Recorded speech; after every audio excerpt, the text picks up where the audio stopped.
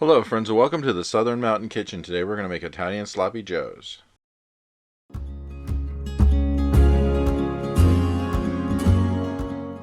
So what you see on my counter is basically everything you're going to need to make this. This is such a quick and easy thing for lunch, dinner, or whatever. Even if you're making this for a kid or an adult, this is an amazing meal and it has such a great taste and it's really not hard to make. So really, let's just get going on this. We're going to start out with a large pan, which we're going to add about maybe 3 tablespoons of olive oil to. Put this on medium-high heat so that way we can get ready for our vegetables to go into it. And we're going to start out with a medium onion, which has been diced up. Basically, we don't want huge chunks, just cut this up into smaller pieces. And once it's in the pan, make sure that you don't have any large pieces that are stuck together. So go ahead and just break them up, move them around, get them coated with the oil. Want to make sure that we get everything in this pan coated as we're going. And after this, we're going to add 1/4 cup red and green bell peppers as well. So there's going to be more going into this pan. So just break up those onions, get them coated first, let the heat come up in the pan, and then we'll move on to the next step of the red and green peppers. Like I said, 1/4 cup. And once they're in there, we really want these to actually get a chance to cook a little bit before we do anything else. So we're going to do this for about like 5 minutes in this, with just getting oil all over them. Move them around, make sure they get coated, especially if your peppers were frozen or whatever. You want to get these cooked up a little bit and get the onions on the way to being translucent. So move them around, and we want to get these ready before the next step, which is adding a pound of ground beef. So let's just get this going as much as we can before we add that beef to it. Now, as you're doing this, you need to keep moving these around a lot. We don't want to scorch anything that's just sitting on the bottom in the oil. So we just move it around as much as we can. And then afterwards, we're going to bring in that pound of ground beef. Now, when you're putting in your ground beef, we want to make sure as we go along here, we break this up as much as possible. We don't want any huge hunks of beef in this. And of course, as it cooks and browns, it's easier to break up.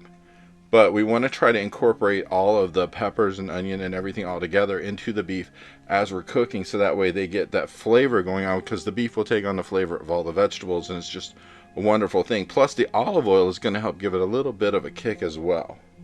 So go ahead and cook this, and we're going to add some seasoning to this. So we're going to add about 1/4 teaspoon of salt and 1/4 teaspoon of pepper.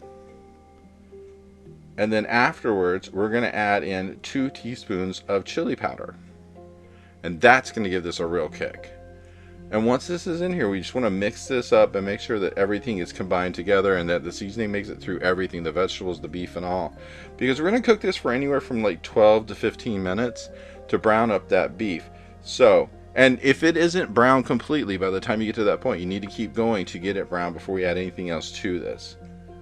So just go ahead and mix it up, move it around, and get those vegetables mixed in there so that way the flavor can mix throughout. Now, as this is breaking up and it's browning, just make sure that you have gotten all the huge hunks of beef broken down. But as we're cooking this, you know that sometimes when you cook ground beef, you're going to get a lot of grease in your pan. When you get to the end of this and your beef is browned and you notice there's a lot of grease in there, you want to remove it. We don't want to take that forward into what we're going to be doing, because we don't want a greasy load of food here. And once this is browned up and we're ready to go, we're going to add 1/4 cup of water to this, so that way we can mix that in to get started on making the sauce that's going to go over this to make this like a sloppy joe. So go ahead and mix your water throughout. And then once you get this completely mixed through, we're going to add 3/4 cup of chili sauce. And once you get that in there, again, you're going to want to mix one more time to get that mixed through. Now the chili sauce is going to give this that kick, that tangy taste that you get whenever you eat a sloppy joe. It just has that edge to it. This helps with that. This is really the basis of what that taste is. So once we get all of that in and mix it again, we're going to add more ingredients to this, because afterwards we're going to add 2 tablespoons of yellow mustard. And this is just the mustard that you have in your refrigerator that you use on anything like a hot dog or whatever. And once we get this all mixed up, we're going to add in that. So next, 2 tablespoons of yellow mustard.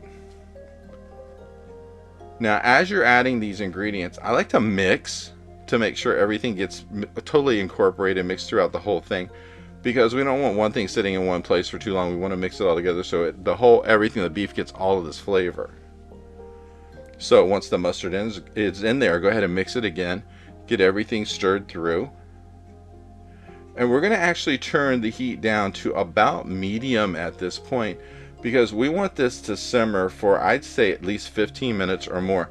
Because what we're trying to do at this point is to cook down some of the liquid to make this more solid, like the consistency of what a sloppy joe is like.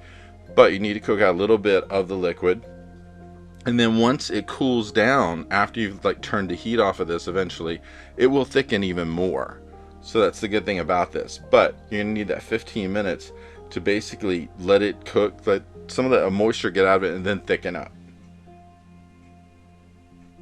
Now, while this is cooking over that 15 minutes, you do need to occasionally stir it, make sure everything is mixed through. But once you hit the 15-minute marker, like you can see mine is thickened up quite a bit, then you want to go ahead and just totally turn off that heat and let this sit for a while and do its thing.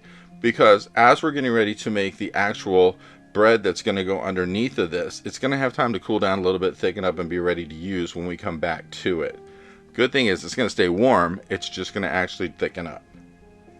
So we're using garlic Texas toast to do the bottom of this. You can buy these boxes of this at anywhere like Walmart or whatever. And you're going to use as many of these as you want. I'm going to do 4 of these right now.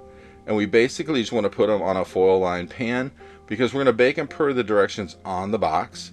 So that means they're going to come back and look like they basically have turned brownish the way it should according to the directions. And then after we get them back and they look like this, we're going to spoon on top the sloppy joe sauce.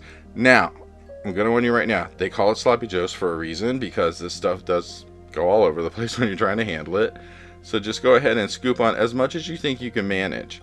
Now, here's the thing about this. Once these are on top of here and you go to eat these, it's one of these things where you err on the side of how much of a mess you want to make, because you can eat this with a fork, or you can just pick these up and eat them by hand, but if you do, you may end up wearing some of it.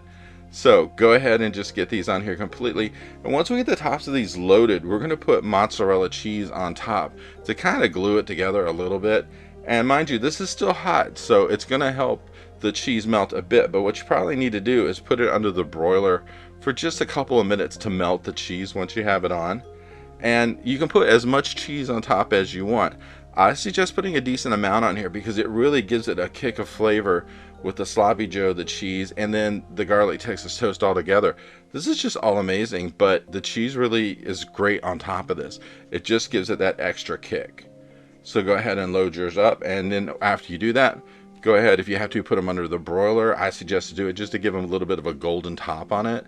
And then when you're done, you have something that's really amazing. It's easy to make, it's a quick lunch, it's an easy dinner. Kids will love it, adults love it. It's just one of those things where you can't beat a sloppy joe, but also this has such a kick. And this is what mine looked like when it was done on the plate, and I gotta tell you, it was something really great to eat. I think you just might like this.